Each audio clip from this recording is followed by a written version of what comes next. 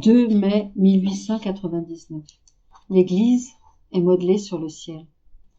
Ce matin, Jésus m'est apparu tellement affligé et souffrant qu'il a provoqué dans mon cœur beaucoup de compassion. Je n'ai pas osé l'interroger. Nous nous sommes regardés en silence. De temps en temps, il me donnait un baiser, puis à mon tour, je l'embrassais. Il s'est montré ainsi à quelques reprises. La dernière fois, il m'a fait voir l'Église en me disant « L'Église est modelée sur le ciel.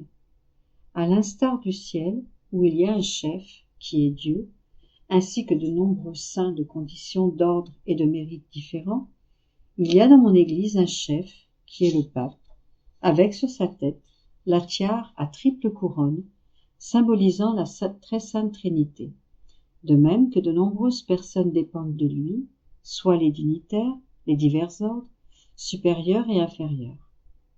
Tous sont là pour embellir mon Église. Chacun se voit confier un rôle selon sa position dans la hiérarchie. Les vertus qui découlent de l'accomplissement fidèle de leur rôle dégagent un tel arôme que la terre et le ciel en sont parfumés et illuminés.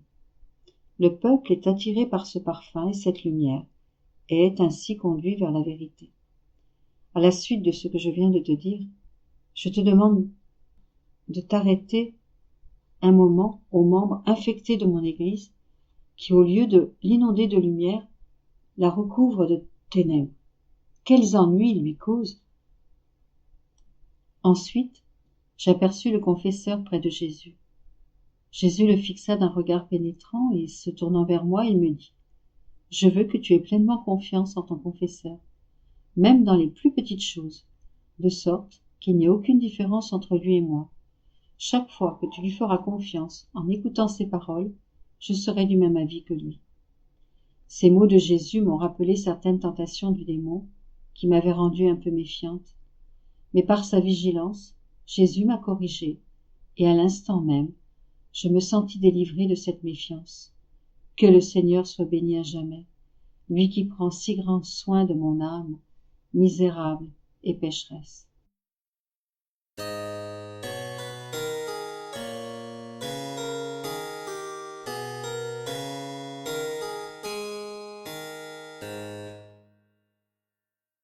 « 2 mai 1905. La souffrance amène 3 sortes de résurrection. Mes souffrances étaient un peu plus intenses que d'habitude. Mon bon Jésus est venu et m'a dit « Ma fille, la souffrance amène 3 sortes de résurrection. D'abord, elle éveille l'âme à la grâce. Ensuite, en augmentant, elle unit les vertus et fait grandir l'âme en sainteté. Finalement, en se poursuivant, elle perfectionne les vertus, les rend splendides et en forme une belle couronne dont l'âme est glorifiée sur la terre et dans le ciel. » Cela dit, il disparut. « 2 mai 1915. Les âmes qui vivent dans la divine volonté ont à leur disposition la très sainte humanité de Jésus. Ainsi, comme d'autres Jésus, elles peuvent se présenter devant la divinité et intercéder pour tous. Mes jours sont de plus en plus amers. Ce matin, mon doux Jésus se montra dans un état de souffrance indescriptible. En le voyant si souffrant, je voulus le soulager à tout prix. Ne sachant que faire, je le serrai sur mon cœur et, approchant ma bouche de la sienne, j'essayai d'aspirer une partie de son amertume intérieure, mais sans succès. Je recommençai, mais en vain. Jésus pleurait, et moi aussi, je pleurais, voyant que je ne pouvais soulager sa peine. Quel tourment! Jésus pleurait parce qu'il voulait déverser son amertume en moi, alors que sa justice l'en empêchait, et moi, de le voir pleurer et de ne pouvoir l'aider. Il y a des souffrances qu'aucun mot ne peut décrire. Sanglotant, il me dit « Ma fille, les péchés m'arrachent des mains les châtiments et les guerres. Je suis forcé de les permettre, et en même temps, je pleure et je souffre avec les créatures. » Je me sentais mourir de douleur. Voulant me distraire, Jésus me dit « Ma fille, ne perds pas cœur. cela aussi est dans ma volonté. Seulement les âmes qui vivent dans ma volonté peuvent confronter ma justice. Elles seules ont accès au décret divin et peuvent supplier pour leurs frères, disposant de tous les fruits de mon humanité. Bien que mon humanité avait ses limites, ma volonté n'en avait pas, et mon humanité vivait en elle. Les âmes qui vivent dans ma volonté sont les plus près de mon humanité. S'appropriant mon humanité, parce que je la leur ai donnée, elles peuvent se présenter devant la divinité comme d'autres moi-même, et ainsi désarmer la justice divine et demander pardon pour les créatures perverties. Vivant dans ma volonté, ces âmes vivent en moi, et comme je vis en chaque créature, elles vivent aussi en chaque créature pour le bien de tous. Elles planent dans les airs comme le soleil, et leurs prières, leurs actes, leurs réparations et tout ce qu'elles font sont comme des rayons descendants pour le bien de tous. «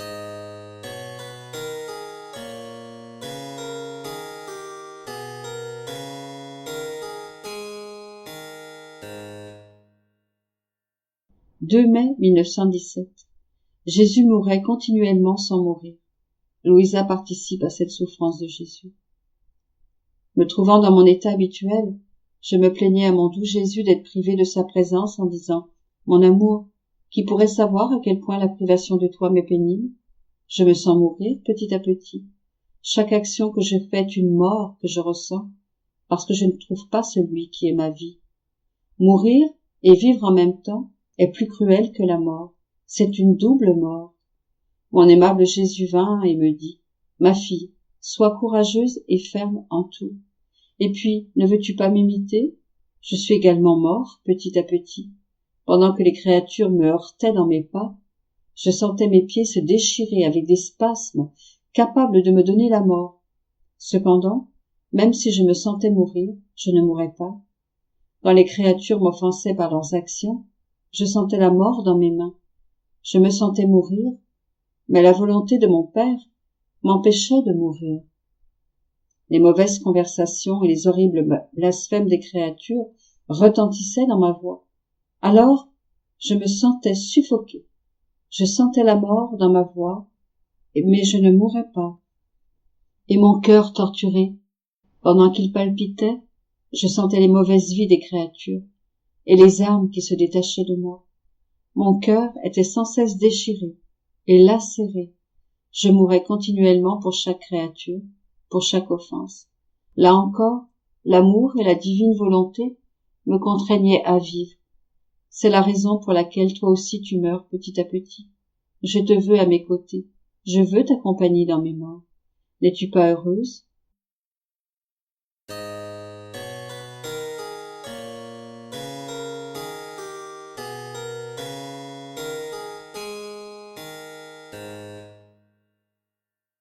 « 2 mai 1923. Quand la divine volonté sera accomplie sur la terre comme au ciel, la deuxième partie du Notre Père sera réalisée. Les 3 sortes de pain que Jésus a demandé au Père.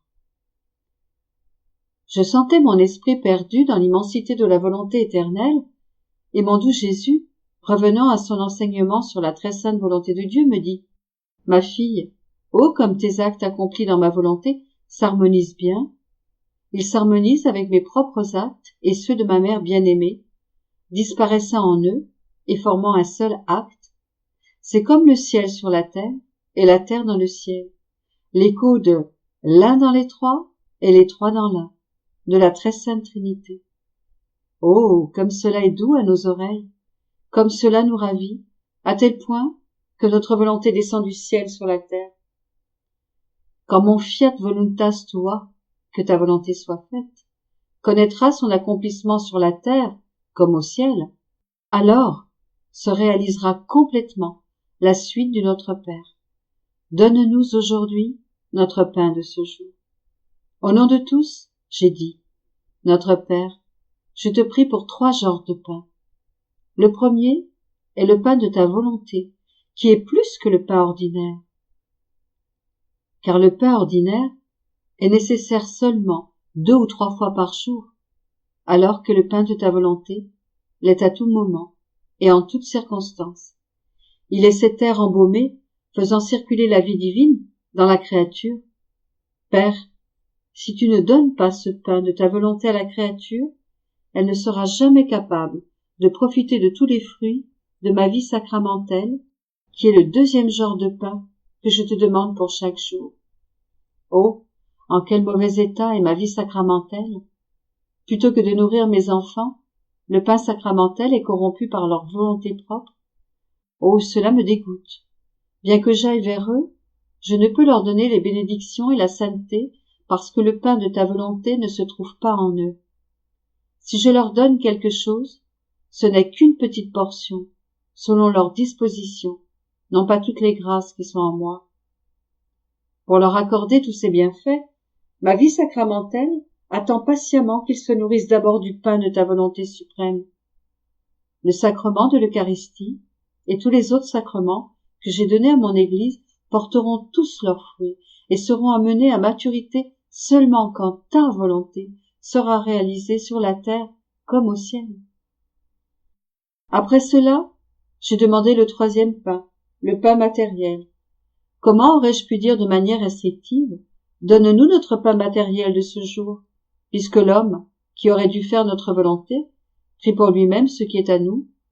Le Père n'aurait pas voulu donner le pain de sa volonté, le pain de ma vie sacramentelle et le pain matériel à des fils illégitimes, à des hommes mauvais et usurpateurs, mais seulement à des fils légitimes, à des hommes bons, s'attachant aux bienfaits du Père.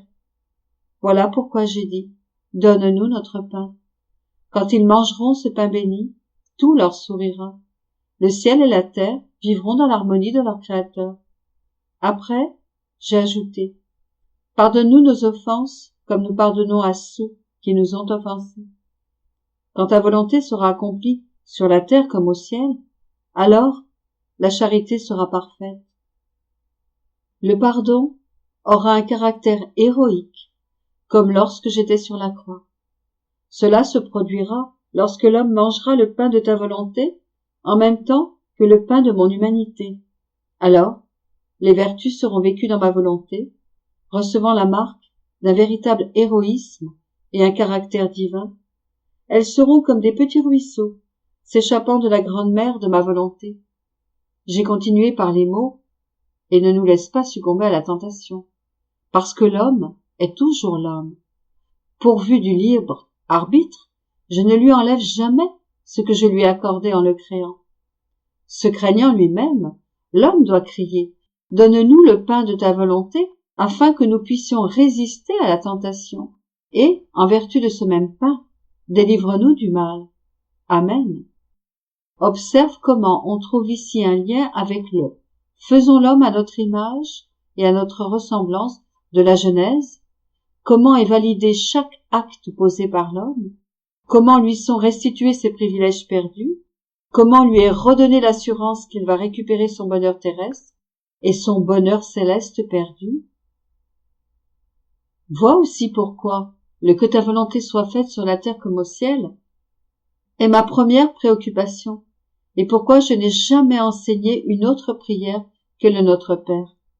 L'Église, fidèle exécutrice et dépositaire de mes enseignements, a toujours gardé cette prière sur ses lèvres, en toutes circonstances, et tous, savants et ignorants, petits et grands, prêtres et laïcs, rois et sujets, tous demandent que la divine volonté soit faite sur la terre comme au ciel.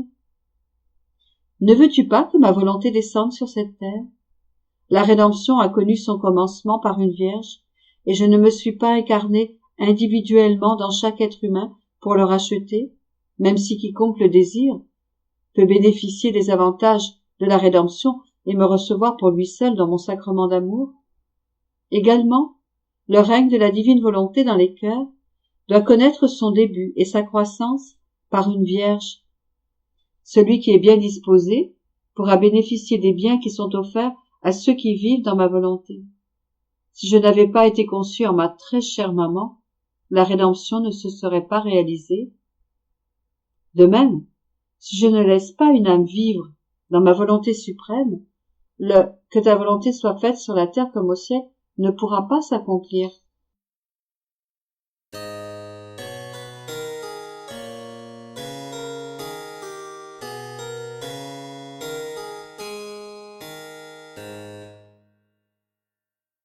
2 mai 1930. La divine volonté court toujours vers la créature pour l'embrasser et la rendre heureuse, et elle a la vertu de le vider de tout mal. La course du « je t'aime » dans le divin vouloir. Mon abandon dans la divine volonté continue. Sa lumière m'éclipse, sa force m'enchaîne et sa beauté me ravit, si bien que je me sens clouée sans possibilité de sortir de la pensée d'un si saint vouloir, ni de m'empêcher de le regarder. Sa vie me tue et je me perds dans son immensité. Mais, tandis que mon esprit se perdait dans le fiat omnipotent, mon doux Jésus se manifesta en moi et, me serrant dans ses bras, il me dit : « Ma fille, ma divine volonté court toujours vers la créature, comme un premier acte de vie pour la rendre heureuse, l'embrasser et la débarrasser du poids de tous les actes humains, car tout ce qui n'est pas ma volonté dans la créature est dur, lourd et oppressant. Ma volonté vide la créature de tout ce qui est humain et rend tout léger par son souffle.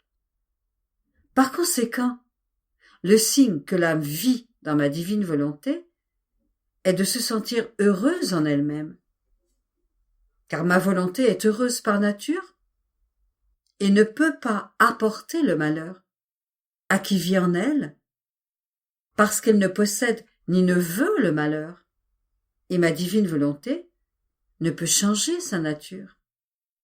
Ainsi, quiconque vit dans mon fiat sent en lui-même la vertu qui donne le bonheur et ressent une veine de bonheur couler en tout ce qu'il fait. Ce qui rend léger chaque acte, chaque souffrance et chaque sacrifice. Ce bonheur apporte avec lui l'exclusion de tous les maux et remplit la créature d'une incroyable force, de telle sorte qu'en toute vérité, la créature peut dire « Je peux tout et je parviens à tout faire parce que je me sens transmuée en divine volonté, laquelle a fait fuir hors de moi faiblesse, misère et passion. Ma volonté elle-même, rendue heureuse par la divine volonté, veut boire à larges gorgées son bonheur divin et ne veut vivre de rien d'autre que de la divine volonté. Le malheur, l'amertume, les faiblesses et les passions n'entrent pas dans ma volonté, mais restent à l'extérieur. L'air basalmique de ma volonté adoucit et fortifie toute chose. Et plus l'âme vit dans ma volonté et répète ses actes dans mon divin vouloir, plus elle acquiert des degrés de bonheur, de sainteté, de force et de divine beauté. Et même, dans les choses créées, l'âme sent le bonheur que ces choses apportent de leur Créateur. Ma divine volonté veut que la créature qui vit en elle ressente la nature de son bonheur. Ainsi, ma divine volonté rend la créature heureuse dans la lumière du soleil, dans l'air qu'elle respire, dans l'eau qu'elle boit, dans la nourriture qu'elle prend et dans la fleur qui la réjouit. Bref, en toute chose. Ma volonté fait que la créature sent que ma volonté ne peut rien donner à la créature, sinon du bonheur. Par conséquent, le ciel n'est pas lointain, mais à l'intérieur de l'âme, et veut la voir heureuse en toute chose. J'ai alors continué ma ronde dans la création, pour suivre le divin fiat en toute chose créée. Je regardais tout pour y mettre mon habituel « je t'aime » afin de l'aimer en retour, pour tant d'amour répandu dans tout l'univers. Mais mon esprit voulait interrompre la course de mes continuels « Je t'aime » en me disant à moi-même « La vie de ce « Je vous aime » que je répète, est-elle en moi? Je pensais à cela lorsque mon doux Jésus, me serrant très fort contre lui, me dit « Ma fille, tu as oublié qu'un seul « Je t'aime » dans ma divine volonté a la vertu, après avoir été dit une fois, de ne jamais cesser de dire « Je t'aime, je t'aime ».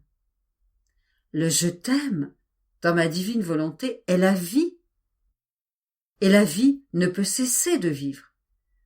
Elle doit avoir son acte continuel. Mon fiat ne sait pas faire des actes finis, et tout ce qu'une créature fait en lui acquiert la vie continuelle. Et comme le souffle, la pulsation et le mouvement continuel sont nécessaires pour vivre, les actes accomplis dans ma divine volonté, ayant leur commencement en elle, sont changés en vie. Et comme la vie, ils acquièrent la continuation du même acte, sans jamais s'arrêter. Par conséquent, je t'aime n'est rien d'autre que la continuation de ton premier je t'aime. Et en vie, ton premier je t'aime veut être nourri pour grandir. Il veut le souffle, la pulsation et le mouvement de la vie. Et en répétant tes je t'aime, ton premier je t'aime sent la pulsation, le souffle et le mouvement, et grandit dans la plénitude de l'amour. Et, répétant tes je t'aime, il sert à multiplier autant de vies d'amour que de je t'aime que tu as prononcé. Par conséquent, un je t'aime appelle et rappelle avec insistance l'autre je t'aime. C'est pourquoi tu ressens un besoin, une nécessité d'amour de suivre le cours de ton je t'aime. Un vrai bien ne reste jamais isolé, moins encore dans ma divine volonté, laquelle est en vie et n'ayant ni commencement ni fin.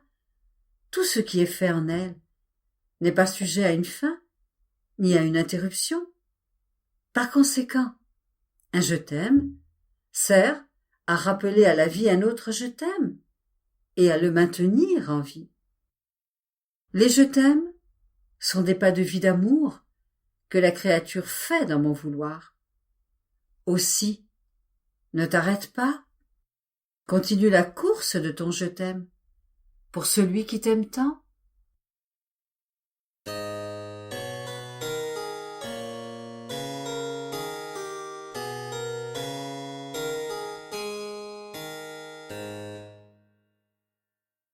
« 2 mai 1938. La divine volonté demande à chaque instant sa volonté humaine à la créature, pour pouvoir lui dire « Tu ne m'as rien refusé et je ne peux rien te refuser ». Comment la créature forme sa petite mer d'amour dans la mer divine. Création, le doux enchantement de la manifestation de l'amour divin envers les créatures. Mon vol continue dans le divin vouloir, et, comme il est surprenant de voir qu'à chaque instant, le divin vouloir demande à la créature sa volonté humaine, pour en faire un de ses plus aimables prodiges. Comme il est émouvant de voir un divin fiat demander sa volonté à la créature. Mon doux Jésus, me voyant ému, m'a refait sa petite visite.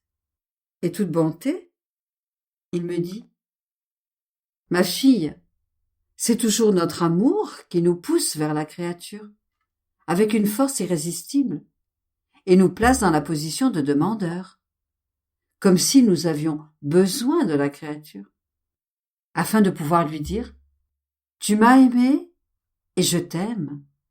Tu m'as fait le don de toi-même, et je me donne à toi. Tu dois savoir jusqu'où peut aller notre amour. Chaque fois que nous demandons sa volonté à la créature, et qu'elle nous la donne, elle nous remet chaque fois une vie. Et nous sommes toujours en train de demander une vie à la créature afin de lui donner l'occasion et le mérite de nous donner sa vie non pas seulement une fois, mais autant de fois que nous le lui demandons. Crois-tu que ce soit peu de choses que la créature puisse nous dire « Je vous ai donné une vie chaque fois que vous me l'avez demandé, et non pas seulement une fois, mais des milliers de fois. » Non seulement nous l'aimons avec un amour redoublé chaque fois qu'elle nous donne sa volonté, et nous la récompensons chaque fois, mais nous nous sentons également glorifiés et aimés par toutes ces vies qu'elle nous a données. Telles sont les finesses, les stratagèmes, les excès et les folies de notre amour exubérant, qui ne peut pas s'empêcher d'inventer de nouvelles manières d'agir avec la créature, afin de pouvoir dire « Jamais elle ne nous a refusé de nous donner sa volonté lorsque nous la lui avons demandée. » C'est pourquoi nous ne pouvons rien refuser à cette créature. N'est-ce pas là une manière insurpassable d'aimer dont seul un Dieu est capable? De plus, notre amour ne s'arrête pas là. Nous sommes toujours à la recherche de la créature pour qu'elle s'identifie à nous.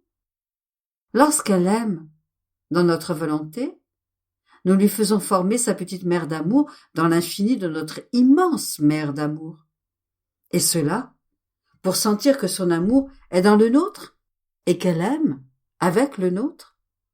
Nous savons qu'il sera plus petit, parce que l'amour créé ne peut jamais atteindre l'amour créateur. Mais notre satisfaction est inexprimable, parce qu'elle aime dans notre amour et avec notre amour. Un amour divisé, un amour séparé de nous, ne peut jamais nous plaire, ni nous blesser, et l'amour perdrait alors sa plus belle qualité. Chaque fois que la créature nous aime dans notre fiat, sa petite mer d'amour grandit dans notre mer divine. Nous nous sentons glorifiés et aimés en voyant grandir l'amour de notre créature. Après quoi, j'ai fait ma ronde dans la création pour retracer tous les actes accomplis par la divine volonté. Et mon aimable Jésus ajouta « Ma bienheureuse fille, la création est le plus doux enchantement de la manifestation de notre amour envers les créatures. Il y a le bleu du ciel, avec ses étoiles, le soleil étincelant, le vent, la mer, qui ne change jamais. Il parle ainsi à l'homme de notre amour qui ne cesse jamais.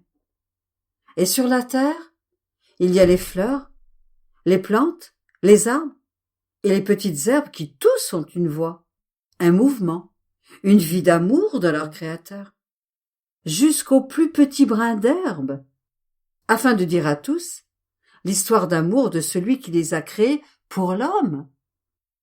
Les choses créées sur la terre semblent mourir, mais ce n'est pas vrai. Elles renaissent plus belles encore.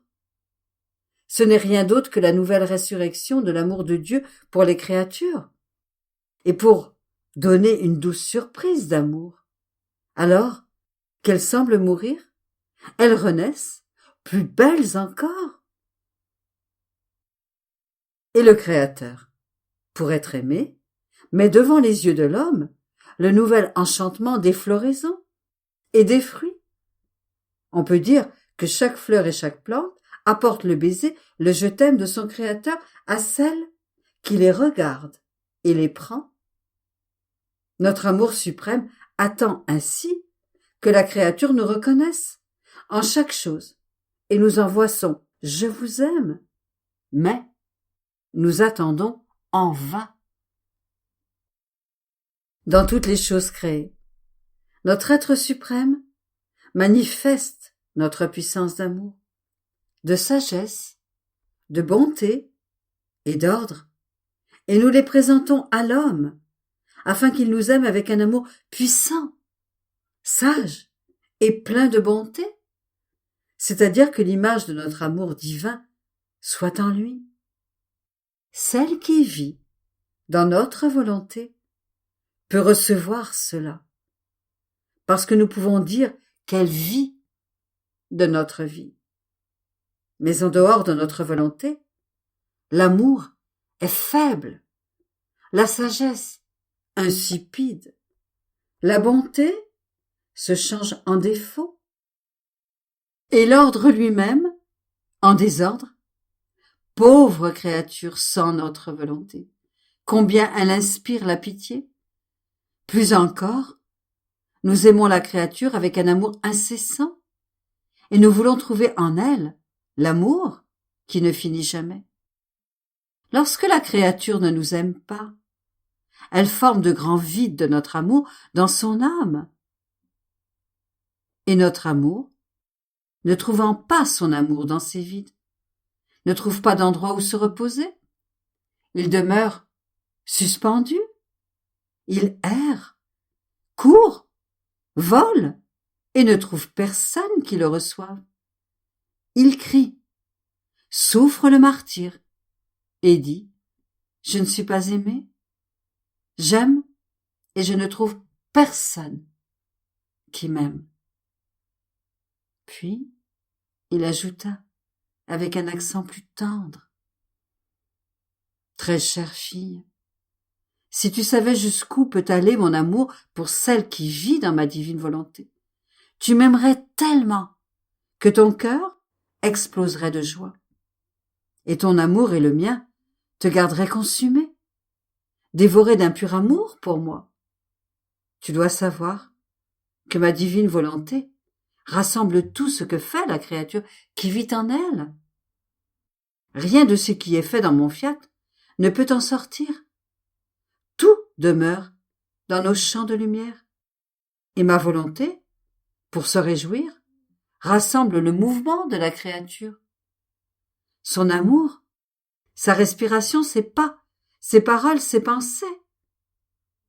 Et tout ce que la créature a fait dans notre vouloir, afin de tout incorporer dans notre vie. Nous ressentons le besoin que les créatures continuent leur respiration, leurs mouvements et leurs pas dans les nôtres. C'est pourquoi nous appelons celle qui vit dans notre vouloir, notre souffle, notre battement de cœur, notre mouvement et notre amour. Nous ne pouvons ni ne voulons détacher de nous-mêmes le souffle de celle qui vit dans notre vouloir. Nous sentirions alors notre vie nous être arrachée. Aussi, lorsque cette créature agit, respire, etc., ma volonté se met en fête et va rassembler avec beaucoup d'amour ce que la créature fait, comme si ma volonté avait contribué à former la respiration et le mouvement dans la créature, et comme si la créature contribuait à donner la respiration et le mouvement à Dieu. Tels sont les excès et les inventions de notre amour, qui est heureux lorsqu'il peut dire « Ce que je fais, la créature le fait aussi. Nous agissons, nous soupirons et nous aimons ensemble. C'est alors que nous ressentons le bonheur, la gloire et la réciprocité de notre œuvre créatrice qui, tout comme elle est sortie de notre sein paternel dans une flamme d'amour, nous revient tout amour dans notre sein divin.